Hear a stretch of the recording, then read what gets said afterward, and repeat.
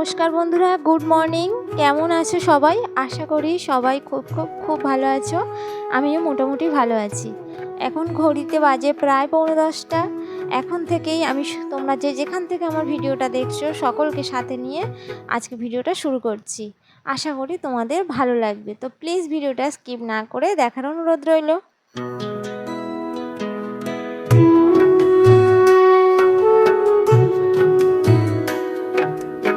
আজকে সকালে আমার স্নান, পূজা, রান্না সব কিছুই কমপ্লিট হয়ে গেছে। আর ও চলে যাওয়ার পরেই আমি চাটা নিয়ে বসেছিলাম। আর আজকে যেহেতু শনিবার ছিল, তো বাবুর টিউশন ছুটি ছিল, ও ছিল ঘরে। আর ওর বাবা যতক্ষণ ছিল ততক্ষণ একটু পড়তে বসেছিল। কি পড়েছে টপ হয় জানি না। আর তারপরে তো আমি কিছুতেই পড়াতে বসাতে পারিনি।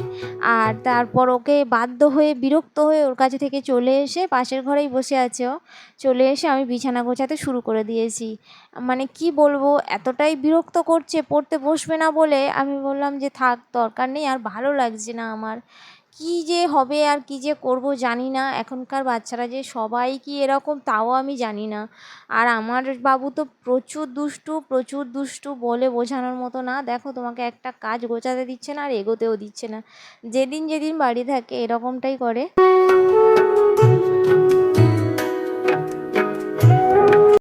এর আগের একটা ভিডিওতে আমি বলেছিলাম যে আমার ঘরে রঙের কাজ হচ্ছে, তো সেই কারণে পাশে ননদের ঘরে সমস্ত জিনিসপত্র নিয়ে যাচ্ছি আর আমরাও থাকছিলাম।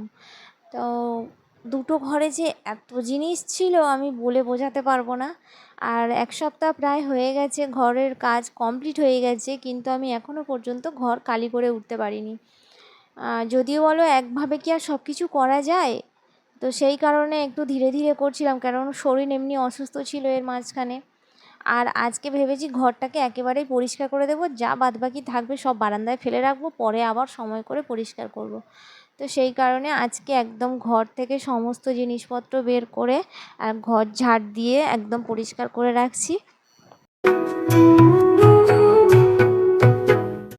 মাঝে মাঝে মনে হয় যে আমাদের মেয়েদের সংসারের কাজগুলো মূল্যহীন। যে কাজ করে পারিশ্রমিক পাওয়া যায় সেই কাজটাই হয়তো মূল্যবান। আর যাই হোক, এখানে দেখো দেওয়ালে আমি র্যাকটা লাগিয়েছি, ফ্লিপকার্ট থেকে অর্ডার করেছিলাম, 4 পিস ছিল একটা বক্সের মধ্যে। আর এই যে কাপটা ছিল ঘরে, এটাকে আমি কালার করেছিলাম, তো ওই ভাবলাম যে এখানে লাগিয়ে দিই। আর তারপরে এই যে শিব ঠাকুরের মুখটা অনেক দিন আগে বানিয়েছি, এগুলো কালার করেছিলাম, এই বোতলটা রাস্তায় পড়েছিল। আর এই যে ঠাকুরটা না 18 বছর আগের ঠাকুর, আমাদের বিয়ের আগে কেনা, কাঁচের মধ্যে আছে বলে পরিষ্কার আছে। আর ওই সসের বোতলটাও অনেক দিন আগে কালার করেছিলাম, আর এই বোতলটাও বাইরে পড়েছিল, সেটাকে আমি ঘরে কালার করেছিলাম, কালার করে আর রেখেছিলাম। আর এখন আমি এটাকে ফ্রিজের মাথায় রেখেছি, একটু ফুল লাগিয়ে রেখেছি, ঘরে ছিল সেই ফুল নিয়ে। আর যা জিনিসপত্রের দাম, আমি নতুন করে আর কিছু কেনার কথা ভাবছি না, কারণ এই ঘরের কাজকর্ম করে এমনিতেই অনেকটা সমস্যার মধ্যে আছি, আর তার উপরে আর কিছু কেনাকাটা এই মুহূর্তে আর হবে না। তো যাই হোক, এগুলো কেমন হয়েছিল কালার করে আমাকে কমেন্ট করতে ভুলবে না, জানিও প্লিজ। আর যেহেতু এটা যদি ভিডিওটা অন্য কেউ করে দিত, সম্পূর্ণটা আমি দেখাতে পারতাম, আর নিজে হাতে ফোন ধরে ভিডিও, তো ওই জন্য এরকমটা লাগছে। আর এগুলো তো ঘরে এমনিতেই পড়েছিল, মেজে নেব, আমি এমনি সাজিয়ে তোমাদেরকে দেখালাম, পরে মেজে পরিষ্কার করে নেব। তো কাজকর্ম সেরে একটু বাজারে গিয়েছিলাম, বাবার ওষুধ শেষ হয়ে গেছে, ওষুধটা আনতে আবার বিকালে যেতে হবে, ওষুধটা নেই, শেষ। তো এসে আবার 12:30 বাজে, তো বাবাকে ভাত খেতে দিচ্ছি। আজকে রান্না হয়েছিল দেখো, আলু, বেগুন আর একটা কচু ছিল, ওটা দিয়ে রুই মাছের ঝোল। রুই মাছটা ছিল 2 পিস, একটা লেজা আর একটা মুড়ো। বাবাকে তো আর লেজাটা দেওয়া যাবে না, তো ওই জন্য মুড়োটা ওনাকে দিয়েছি।